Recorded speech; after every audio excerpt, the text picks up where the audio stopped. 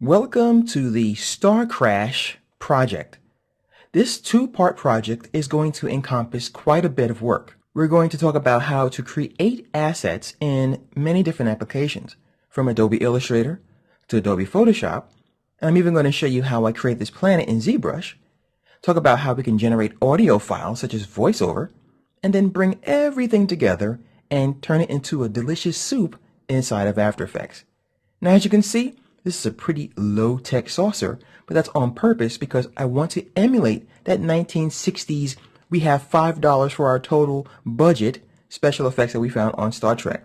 Now, by today's standards, it looks pretty cheesy, but back then, since we didn't know better, and we didn't have things like Avatar and Lord of the Rings and all of this high-tech 3D stuff, the story was more than enough to carry us through the adventures of the Enterprise and its crew.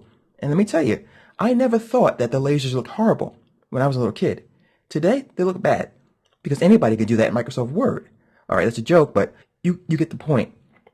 So this is an homage to before things got crazy and just overdone with special effects. If it can blow up, they blow it up. But so we're going to just do this little project here. I'm going to scrub through it real fast and show you that we're going to have a little flying saucer go by, and it's going to pass by a planet.